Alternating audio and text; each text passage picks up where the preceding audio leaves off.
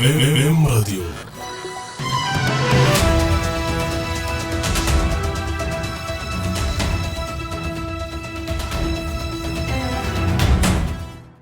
مرحبا مستمعينا الكرام، والبداية بأبرز العناوين.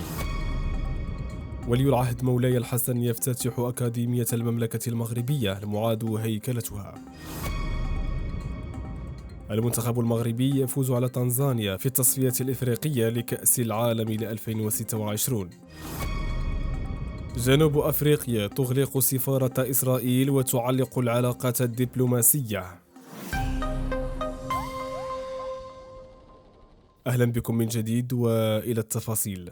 ترأس ولي العهد الأمير مولاي الحسن يوم الأربعاء حفل تكريم معهد البحوث المعاد هيكلته حديثا أكاديمية المملكة المغربية، وخلال الاحتفال قرأ أمين الأكاديمية عبد الجليل الحجومري رسالة من الملك محمد السادس إلى أعضاء الأكاديمية، وشدد الملك محمد السادس في الرسالة على الدور المحوري للأكاديمية في تعزيز النمو الفكري والبحث العلمي والتبادل الثقافي عبر القارات، وقال: لقد أصبحت الأكاديمية منارة للفكر والبحث عبر القارات، فضلا عن منصة لصقل المهارات الفكرية والأكاديمية والعلمية في جميع مجالات العلوم الإنسانية والاجتماعية. وقال العاهل المغربي إن الأكاديمية تطورت لتصبح مركزا للتقدم المعرفي في العلوم الإنسانية والاجتماعية، وتساهم بشكل كبير في التراث التاريخي والحضاري للمغرب. وعقدت الجلسة تحت عنوان الأسرة وأزمة القيم، وركزت على الدور المحوري للأسرة ومسؤوليتها في ظل أزمة القيم، واستكشفت المناقشة التحديات التي تواجه مؤسسة الأسرة في سياق الإضرابات الاقتصادية والاجتماعية واسعة النطاق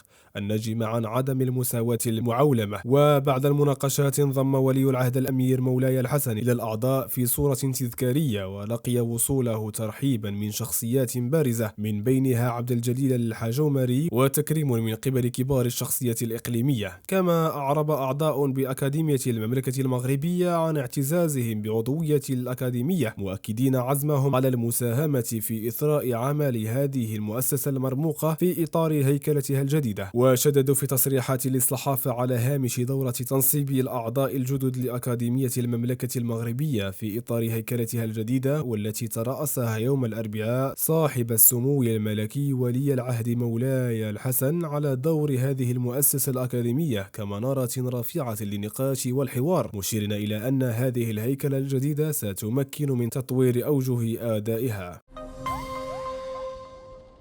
في الشأن الرياضي، حيث فاز المنتخب المغربي لكرة القدم على تنزانيا بنتيجة 2-0 في المباراة الافتتاحية للتصفيات الإفريقية المؤهلة لكأس العالم 2026. المباراة التي أقيمت على ملعب بنيامين مكابا الوطني في دار السلام بتنزانيا شهدت سعي الفريق لتقديم أداء قوي، وسجل أسد الأطلس حكيم زياش الهدف الأول لفريقه في الدقيقة 28 من المباراة، في حين ساهم التنزاني لوساجو إيلوكاجا مويكيندا دون قصد في فوز المغرب بتسجيله هدفا في مرماه في الدقيقة 53. ووضعت التصفية الأفريقية المغرب في المجموعة الخامسة إلى جانب زامبيا والكونغو وتنزانيا والنيجر وإريتريا. بعد هذه المباراة سيواجه المغرب زامبيا في الفترة من 3 إلى 11 يونيو 2024، ثم سيواجه الفريق بعد ذلك الكونغو خلال نفس الفترة.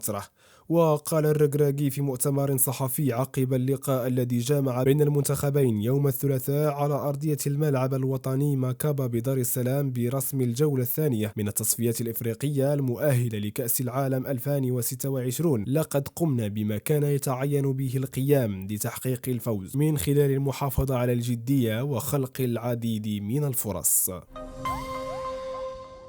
دوليا، حيث صوت برلمان جنوب إفريقيا بشكل حاسم لصالح اقتراح يدعو إلى إغلاق سفارة إسرائيل في بريتوريا وتعليق العلاقة الدبلوماسية. وقد تم تمرير الاقتراح الذي قدمه حزب المقاتلون من أجل الحرية الاقتصادية اليسارية المعارض، ودعمه المؤتمر الوطني الأفريقي الحاكم بأغلبية 248 صوتا مقابل 91 صوتا ضده، مما يمثل موقفا رمزيا ولكنه مهم ضد العدوان الإسرائيلي في غزة، وكان الرئيس سيريل رامافوزا الذي ستقرر حكومته في نهاية المطاف ما إذا كانت ستنفذ الاقتراح، صريحا في إدانة ما وصف بجرائم الحرب والإبادة الجماعية التي ترتكبها إسرائيل في قطاع غزة المحاصر. وقبل ذلك بأيام قليلة وفي أعقاب تقديم بلاده شكوى ضد إسرائيل أمام المحكمة الجنائية الدولية، برر الرئيس سيريل رامافوسا مبادرته بالقول: نعتقد أن جرائم حرب ترتكب هناك. وأضاف: وبالطبع نحن لا نتغاضى عن الإجراءات التي اتخذتها حماس في وقت سابق، ولكن بالمثل ندين الإجراءات الجارية حاليا، ونعتقد أنها تستدعي إجراء تحقيق من قبل المحكمة الجنائية الدولية. واستدعت إسرائيل سفيرها إيلي بيلوتسيركوفسكي من بيروتيريا للتشاور قبل التصويت البرلماني، مما يسلط الضوء على التوترات الدبلوماسية بين البلدان. ورغم أن تنفيذ هذا الاقتراح يقع على عاتق حكومة جنوب إفريقيا، فإن رمزية مثل هذا القرار البرلماني المهم لا يمكن الاستهانة بها. إلى هنا مستمعينا الكرام، نشكركم على حسن المتابعة. إلى اللقاء. راديو.